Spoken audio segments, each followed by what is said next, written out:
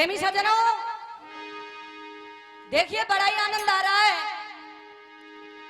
और कलाकार आपके सामने एक से एक बढ़कर है। और सजोला बारे वो लगा तुमने बोल बतरा के नंबर निकाले हुए पीछे पीछे। अब साहब देखो, या मेरा तो कसूर है ना, क्यों कि रास रास है तो गवैया ले गए, अब ढूंढरी पे दाएं करनी है। पर देखो ये भाग होता है अपना अपना। मामा जी फूफा क्या फूफा जब आएंगे रुपया रुपया वाली ये कहीं ना आवे, पर कहूंगी मामा ही। सुनिएगा, बड़ी सुंदर बात कवि ने लिखी है, विचार कीजिएगा कि भागत भागत दिन गयो, भागत भागत दिन गयो और बिता दी रात, एक घड़ी प्रभु ना भजो बड़ी शर्म की बात। ईश्वर का नाम हमें अवश्य लेना चाहिए। और मामा जी ये चल रहा है कलयुग, या में कछु ही ऐसा कहे, कछु सब कुछ हुआ सकला या में डिफॉल्टर मामलों भी हो सके। क्यों? ये कलयुग की बात है। आज की संतान पहले जैसी संतान नहीं रही है। संतान में फर्क है चाचा जी। ये तो मैया डोगरान को फर्क हुआ लाली, ऐसी संतान हुआ है। आजकल की जो बैरबानी आ रही है ना, ईमानदारी से कह रही हूँ, मेरी मम्मी कसम खा के कह रही हूँ, कतई सेवा ना कर रही, बिल्कुल सास ससुर की। गलत तो ना कह रही साहब, पर देखो दो लाइन आ रही है और पैसा ने तुम सौगंध जेब में बिल्कुल भीतर राखी, निकालने ना आया गुजर की छोरी को। पैसा को नाम कैसे?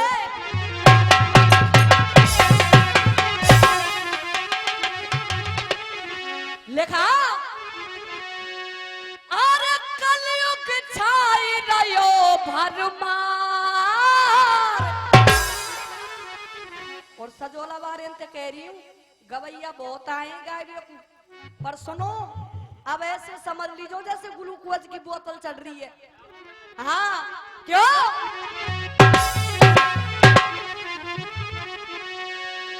अरे कलयुग छाई रयो भरमारिया तिए और बचती रहियो भैया।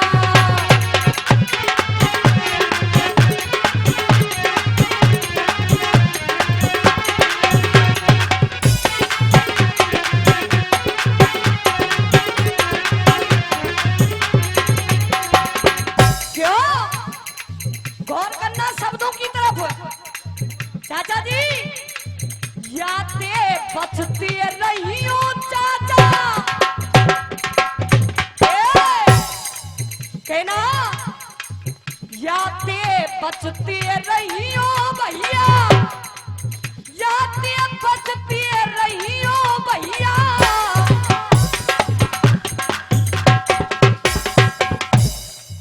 एक बात बताओ, सब ईमानदारी थी, कोई दबाव ना है तुम पर।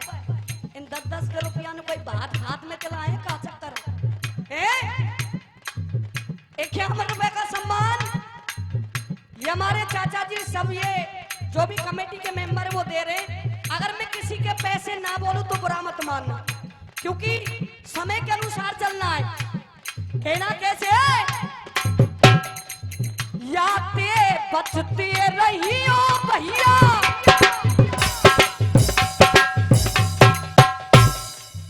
याते बचती रही हो भैया। और पोपन चाचा कलयुग कैसे चल रहा है, शब्दों की तरफ गौर करें। गाना बजाना कोई बाजीगर का खेल नहीं है कि 1 रुपए को 2 रुपए बना दे। पर सुनिएगा, ले स्वर ताल, गौर करना कैसे है।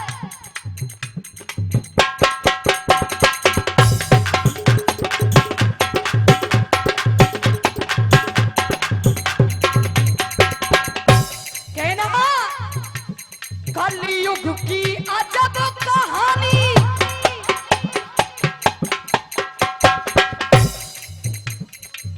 और ये हमारी चाची जी सम्मान दे रही है, बहुत बहुत धन्यवाद। भैया कैसे? कलयुग की अजब कहानी, और अजब कहानी कैसे है? गौर करना। वो कलयुग की अजब कहानी, वो जो झूठ कहेगा कोई ज्ञानी।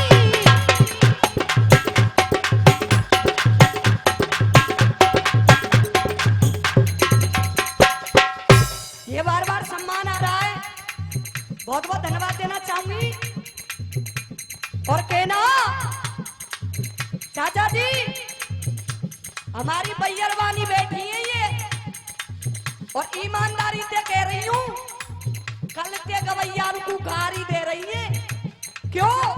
क्योंकि इनके मन की सी बात ना आई। आजकल की भवोटिया कैसी आ रही है, जो बोले ऊंचे स्वर में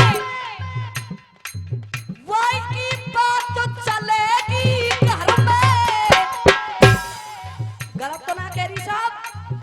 और भैया 1 रुपए का सम्मान हमारे चाचा जी दे रहे हैं, बहुत बहुत धन्यवाद। और ये 500 रुपए का सम्मान हमारे पोपन चाचा दे रहे हैं, एक बार जोरदार तालियों से सम्मान कीजिएगा। कहना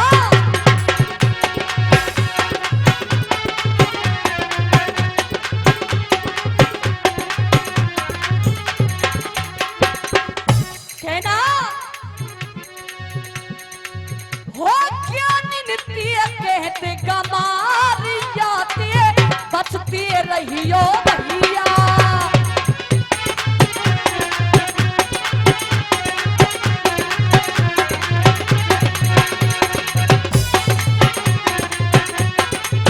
याते बचते रहियो भैया। हाँ साहब, अब ध्यान को लगा दे मेरे प्रसंग की तरफ। कुछ श्रोतागण नए आए हैं, और चाचा जी प्रसंग मेरा भैया जो कि मैं कल छोड़ करके गई थी, राजा मदन सेन के लिए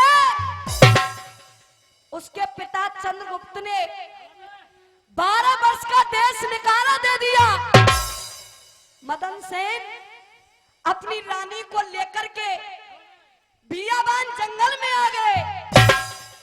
रानी चंद्रप्रभा को एक सर्प ने डस लिया। उस बियाबान जंगल में रानी चंद्रप्रभा की मृत्यु हो गई। वो मदन सेन दहाड़े मार करके रोने लग गया, कर्ण क्रंदन करने लग गया। एक एक लकड़ी को इकट्ठा कर रहा है। सावन बच्चा ने शांत करो। एक एक लकड़ी को इकट्ठा किया चिता बनाने के लिए। चिता बना करके मदन सेन ने तैयार कर दी। अपनी रानी की लाश को लेकर के उस चिता के अंदर बैठ जाता है वो मदन सेन। केवल उस चिता में अग्नि लगाने की देरी है, अग्नि लगाई नहीं है। चिता के अंदर बैठा रो रहा है वो मदन सेन।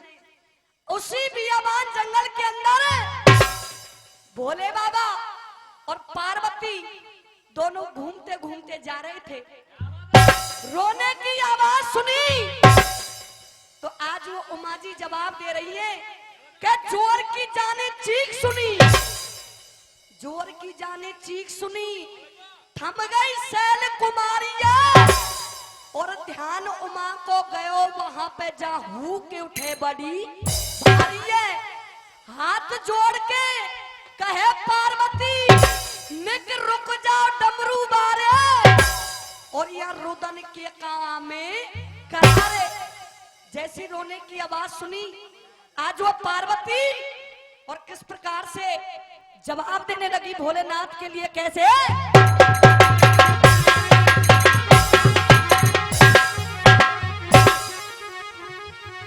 और चाचा जी सभी से मैं निवेदन कर रही हूं, कल से मैं आपको बतला रही हूं, मेरी जिगरी के अंदर कोई कूड़ा करकट नहीं मिलेगा, एकदम शुद्ध कथा।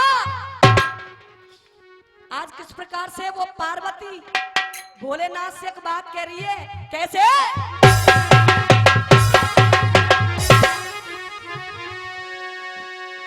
ये तो रोवे छाती फाड़ गिरो जा पे।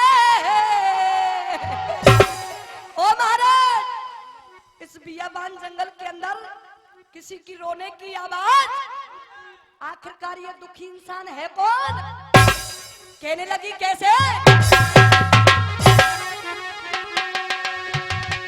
ये तो रोवे छाती फाड़ गिरो जा पे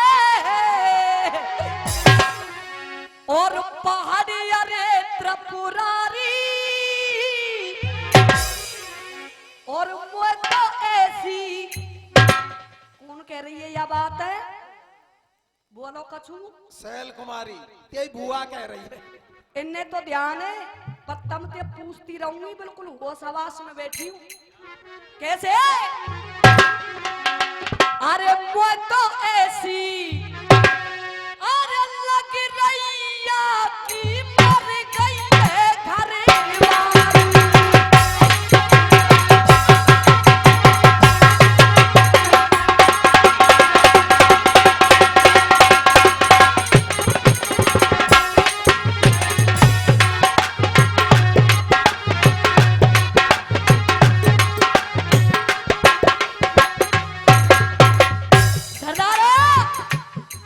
इतनी बातें कही, भोलेनाथ से निवेदन किया, कैसे? सुन ले भोलेनाथ जोर रही। कहा चाचा, सुन ले भोलेनाथ जोर रही। हाथ जगत के मुखिया और याद ये ज्यादा, अरे याद ये ज्यादा दुनिया में मुझे कोई ना दिखे दुखिया रे। याद ये ज्यादा दुनिया में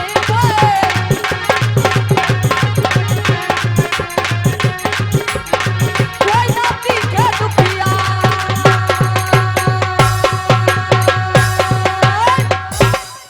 सरदारो, आज उमा जी ने जवाब दे दिया भोलेनाथ के लिए कि महाराज, इस बियाबान जंगल के अंदर ये दुखी इंसान है कौन? इसकी पीड़ा क्या है? इसका दर्द क्या है? भोले बाबा कह रहे पार्वती थे। भोला कहे तू सुन पार्वती, भोला कहे तू सुन पार्वती, ये अकल नहीं तेरी दुनिया में।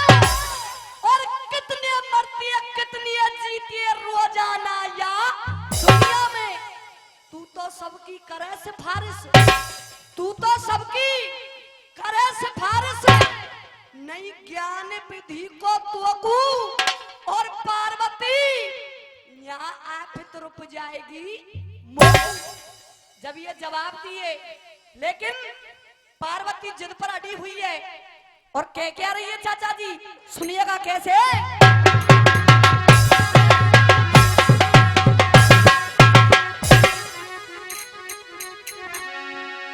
विचार करना। उस पार्वती ने कहा कैसे भैया?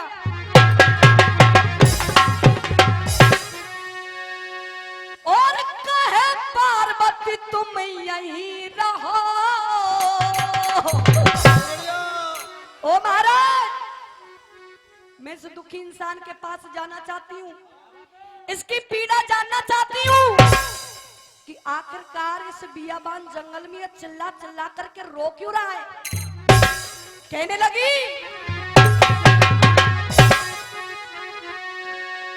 कहे पार्वती तुम यहीं रहो, मैं तो याते मिल भी जाऊंगी। मैं तो याते मिल भी जाऊंगी। और जब तक यहाँ पे कष्ट पड़ेगा, मैं तो नहीं लौट के आऊंगी। ओ भोला रे, भोला रे,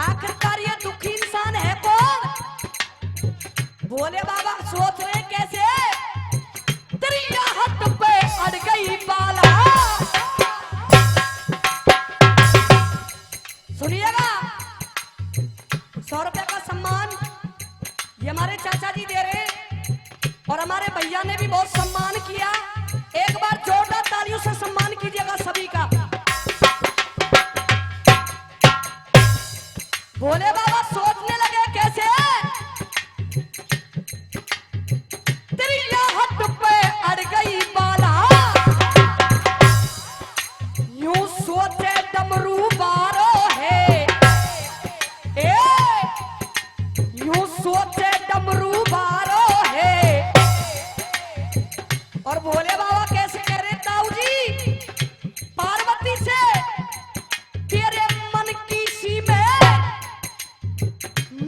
सी में कर दंगो के लखनियों पर के बारो है।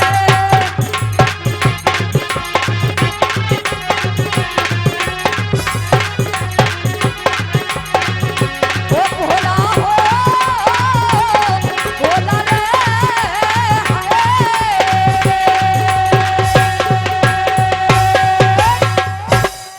सरदारों इतने जवाब दिए, भोले बाबा राजी हो गए चलने के लिए पार्वती के साथ, लेकिन जवाब दिया है मन में खुशी बही पार्वती। कथा की तरफ गौर करना है चाचा जी। मन में खुशी बही पार्वती, लियो भोला संग लिवाइया, और वहीं पहुंच गई जब मदन सेन ने अपनी चिता बनाई है। भोला कहे तू कौन है दुखिया, भोला कहे तू कौन है दुखिया, भेद बताए दे सारो, और क्यों रुदन करे तू भारो। भोले बाबा मदन सेन से पूछ रहे हैं कि ए मूर्ख इंसान, तू इस चिता के अंदर अपने प्राणों की आहुति देना क्यों जा रहा है। इतनी बातें कही, मदन सेन चिल्ला चिल्ला करके रोने लग गए कि बाबा मेरी पीड़ा पूछना चाहते हो, मेरा कष्ट जानना चाहते हो, तो सुनिए आज मैं बतलाता हूं कि मेरे साथ हुआ क्या है। सुनिएगा कैसे।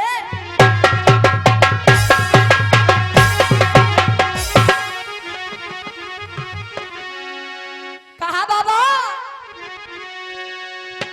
अरे पार मेरी है।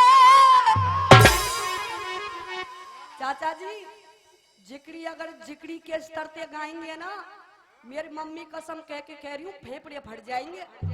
हाँ विचार कीजिएगा। कहा मदन सेन ने कि बाबा सुनिए मेरी बात, अरे पार मेरी है और नैया ये लगा दर बाबा।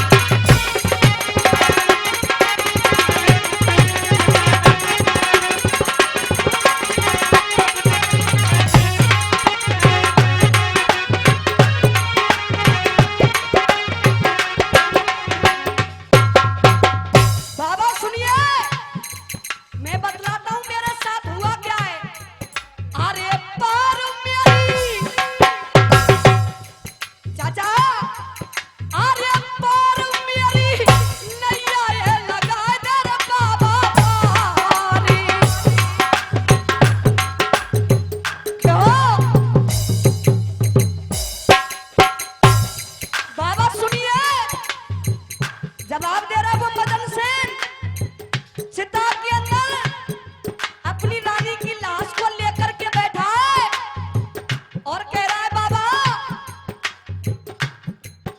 अरे मैं भी हड में बाबा।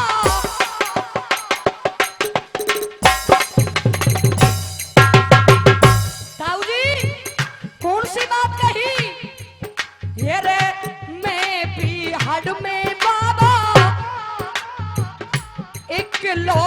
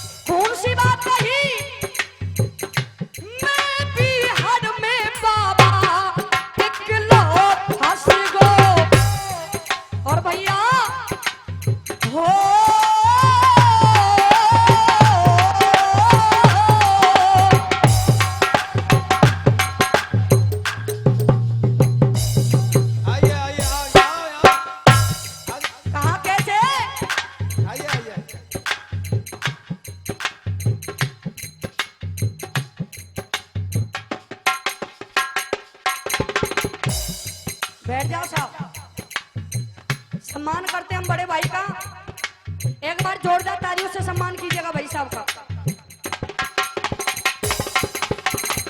देखो ई भी नो मत जानियो गुजर की छोरी संग भगवान संग।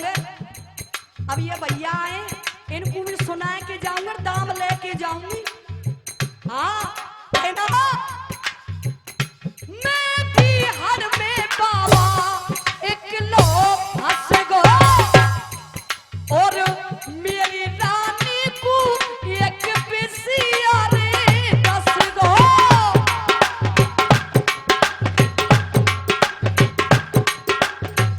और कहना इधर ध्यान मत दो, कथा की तरफ ध्यान दो। ये तो आएंगे जो आ जाएंगे, पर सुनो मदन सेन क्या कह रहा है। अरे चंद्र प्रभा है बाबा, ए चंद्र प्रभा है बाबा, और मेरी रानी है गई जाकी खता पे कहानी।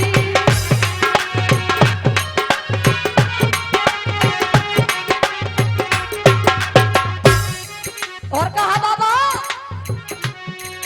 अरे नार मोगू, अरे नार मोगू, तुझी तो मिले ना ऐसी नारी।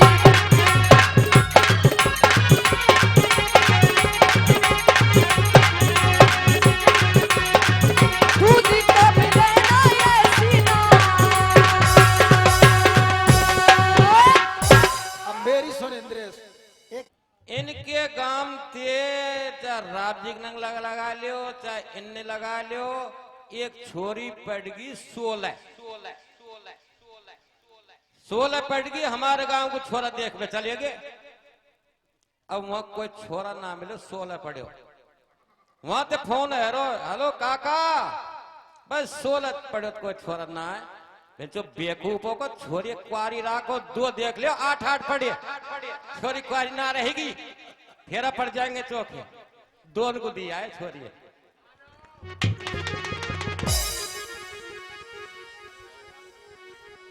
आइएगा, बहुत बढ़िया पटेल जी। शांति का दान का बीमारी ऐसा कोई दिक्कत ना है। इतने यार नगर मांगते।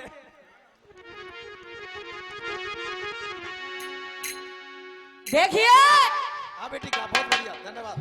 कथा मेरी चल रही थी, कथा की एक उड़ान रही है। उड़ान को गा करके मैं गाना सुनाऊंगी। बहुत बढ़िया। उड़ान में मदन सेन ने भोलेनाथ के लिए सारा वृतांत बतला दिया कि बाबा ये मेरी रानी है चंद्रप्रभा, इसको एक सर्प ने डस लिया है, इसकी मृत्यु हो चुकी है। बाबा मैं मेरी रानी को जीवित चाहता हूं, अगर मेरी रानी जीवित नहीं हुई तो मैं भी जीवित नहीं रहूंगा।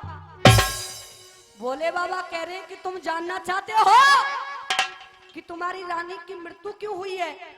हाँ बाबा मैं जानना चाहता हूँ। राजन तुम्हारी रानी की उम्र थी 20 वर्ष, उसकी वो समाप्त हो चुकी है, इसलिए तुम्हारी रानी की मृत्यु हो चुकी है। और जानना चाहते हो तुम्हारी उम्र कितनी है कि हाँ बाबा बताइए मेरी उम्र कितनी है। तुम्हारी उम्र थी 70 वर्ष, 30 वर्ष तुमने भोग लिया। और अगर अपनी रानी को जीवित चाहते हो तो अपनी 40 वर्ष की उम्र में से जो शेष बची है उसमें से 20 वर्ष अपनी रानी के लिए दान में दे दीजिए, तुम्हारी रानी जीवित हो जाएगी। लेकिन सुन ये राज, ये रहस्य अपनी रानी को कभी मत बताना कि मैंने तेरे लिए 20 वर्ष उम्र दान में दी है। क्यों? क्योंकि त्रिया जात है, इसका कोई भरोसा नहीं है। और वो कहा भी गया है त्रिया चरित्र जानना कोई, कसम मार के सत्ती कोई। सरदारों जल पढ़ करके दे दिया। और वो मदन सेन क्या कर रहा है?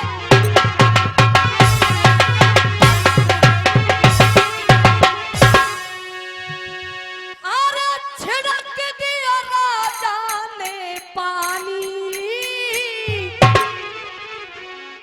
के जिंदी जाकी के जिंदी जाकी है गई है रानी।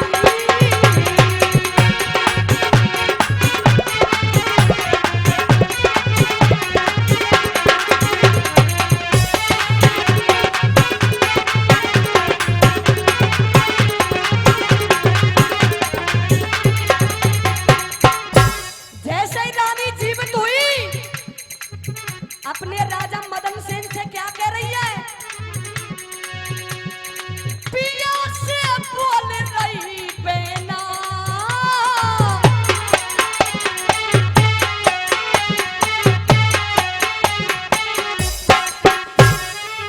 कौन सी बात कही? पिया से बोल रही बेना, बबू गहरी आए गई नींद। स्वामी बबू गहरी आए गई नींद, खुले ना मेरे तो नैना, बबू गहरी आए गई नींद, बबू गहरी आए गई नींद।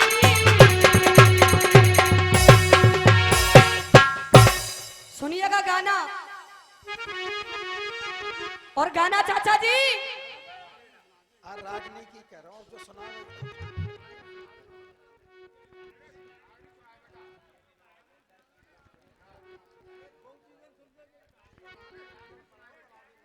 रागनी सुनाए, रागनी सुना देंगे सब, पर सब पेटी बजावे कुछ चाहिए। अब जाट जाट तो ये कह जाए बजावे को आ जाए, या बात पे गौर करो तुम। अरे लाली हम बजा देंगे, ऐसी क्या बात है? सुनिएगा, कोई दिक्कत नहीं, हम गाएंगे और हम ही बजाएंगे। सुनिएगा कैसे?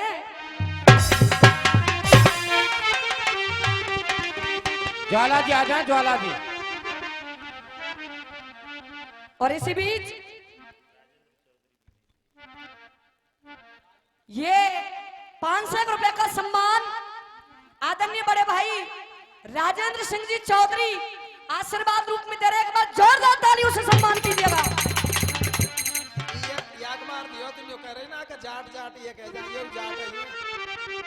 तो साहब गुजरन पर रुपया निखार वो आवे, चोरी करवा तो रात को आवे। चोरी ना, चोरी तो जब होवे, इन जाटन को गुजरन नहीं चोरी करवो सिखाओ, नहीं जाट ना जाने कछु। हाँ, अब सुनिएगा रागनी के बोल क्या है? एक समय अर्जुन का अभिमान चूर चूर करने के लिए श्री कृष्ण भगवान साथ में एक शेर को ले लेते, साधु का रूप धारण कर लिया। राजा मोरध्वज के द्वारे पर पहुंच गए। जैसे ही द्वारे पर पहुंचे, राजा मोरध्वज के बेटे ताम्रध्वज रतन कुमार को भिक्षा में मांग लिया उस शेर को खिलाने के लिए। सरदारों, बचनों में बद्ध किया राजा मोरध्वज को। और ये रागनी एक काल्पनिक रागनी है। कुछ लोग कहते हैं कि राजा मोरध्वज के बेटे रतन कुमार की शादी नहीं हुई थी। एक ग्रंथ ये कह रहा है काल्पनिक रूप में कि उसकी शादी हुई थी, लेकिन जैसे ही बचनों में बद्ध किया, आज राजा मोरध्वज अपनी पत्नी के पास पहुंच गए। सारा वृत्तांत बतला दिया कि रानी, मुझे बचनों में बद्ध किया है, हमें अपना बेटा इस शेर के लिए खिलाना पड़ेगा। राजा मोरध्वज की जो बहू थी बेटे की, उसका नाम था लाजवंती। लाजवंती के पास पहुंच गई वो सास। सारा वृत्तांत जैसे ही बतलाया, बेटी आज द्वारे पर दो साधु आए हैं, तेरे ससुर को बचनों में बद्ध किया है, बेटी तुम्हें तुम्हारा पति दान करना पड़ेगा। इतनी बातें कही तो सुनिएगा आज किस प्रकार से वो बहू सास के लिए जवाब दे रही है। कैसे?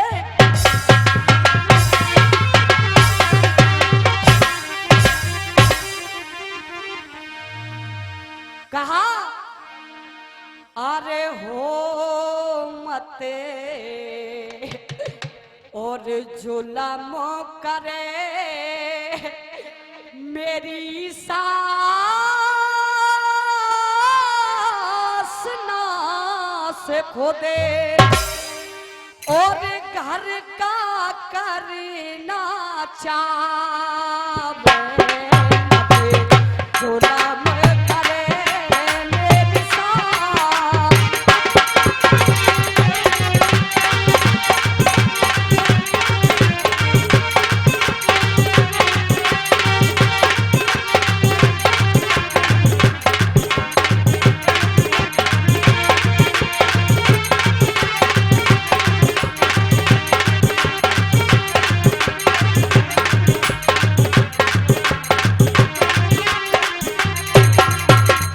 इतनी बातें कही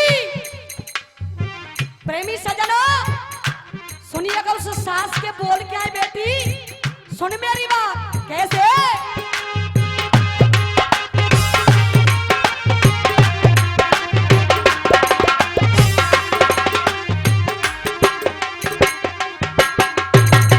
कहा बेटी, अरे 3 बच्चन भर धोखे में,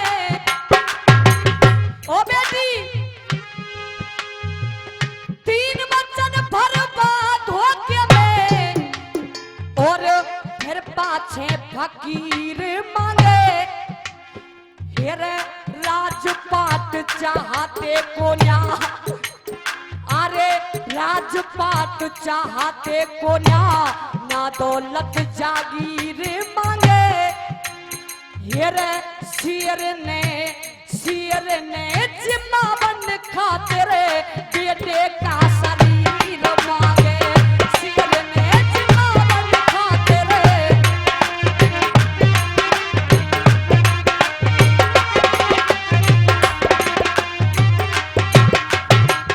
बेटी इस द्वारे का ये नियम रहा है कि जो भी इस द्वारे पर साधु महात्मा आ जाए, कभी खाली हाथ लौट करके नहीं गया।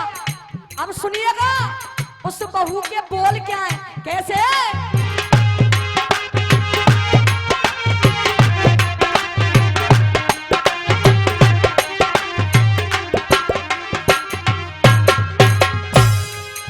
हेरे साधुओं का के बेहकारा, ओ सासू जी हेरे साधुओं का के बेहकारा और झोली भी के घाल दो। हेरे राजी हो के शेर खावे, अरे राजी हो के शेर खावे, बकरा ला के डाल दो। हेरे इतनी पे भी ना माने तो धक्का दे निकाल दो। इतने पे भी ना माने तो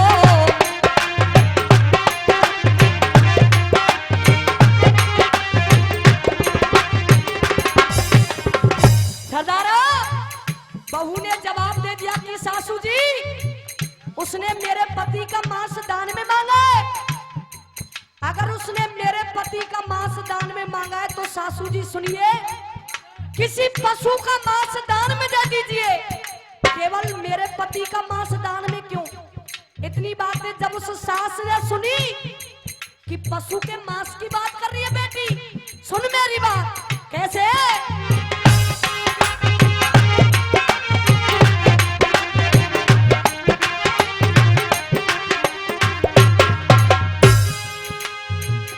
नर का मांस खाने आए, ओ बेटी नर का मांस खाने आए, ये रे पशु नहीं खाया करते। और सत्यवादी दानवीर धर्म नाट गाया करते।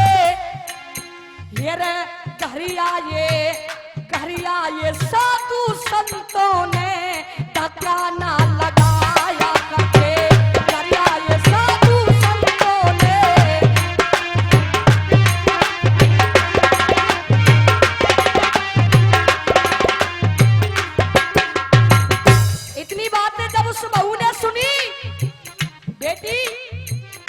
द्वारे पर कोई भी आ जाए, कभी खाली हाथ नहीं गया।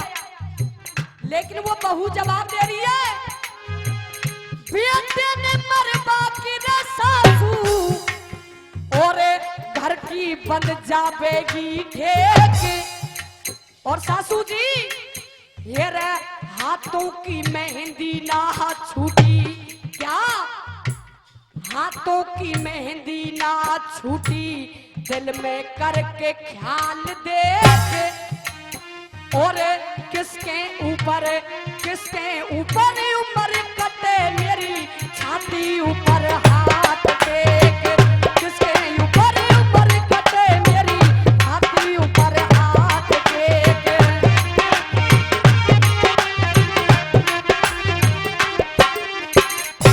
कह दिया उस बहू ने बेटी, उस सास से कह दिया, सासू जी मुझे ऐसा लगता है तुम्हारे अंदर ममता नहीं है। अगर आज ममता होती तो इस तरह अपने बेटे को दान में नहीं देती। जब ममता वाली बात आई, माँ का कलेजा फट गया। कहा बेटी मुझसे बात कर रही है ममता की, तो सुन मेरी बात। कहा कैसे?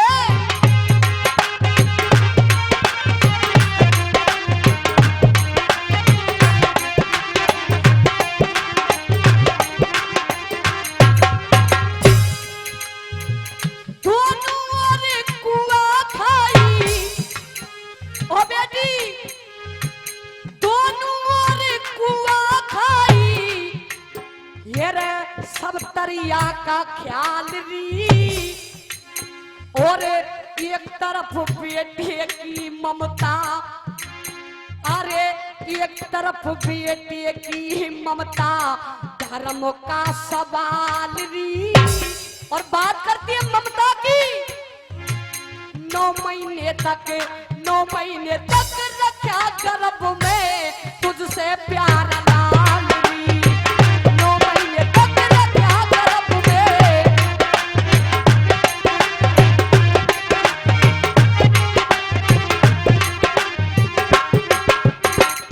बहू ने ये बातें सुनी कि तुम्हारा बेटा इतना प्रिय है, तो सासू जी एक काम कर दीजिए। कौन सा काम? तू तो सासू खाई खेली, और आया मेरा वार री, और बेटे ने मरवाना चाही, तू बेटे ने मरवाना चाही, झूठा तेरा प्यार री। और शेर ने जिमावे क्यों ना तेरे भी भरतार री, शेर ने जिमावे क्यों ना।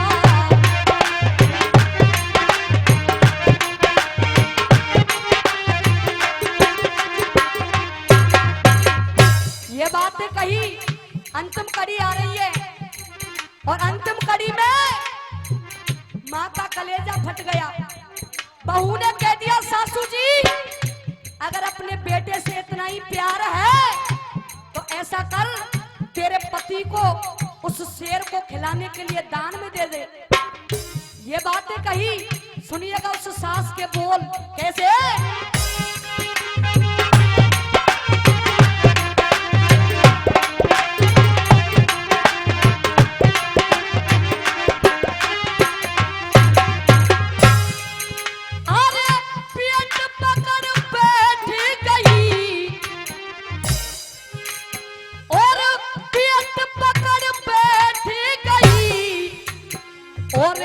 बहू चारे पाड़ दिए, बेटी आन कान कुछ ना सोची, ये रे आन कान कुछ ना सोची, माज ने बिगाड़ दिए। ये रे धरती का हिलाया री पर्दा, तेने बादल पार दिए, धरती का हिलाया री पर्दा।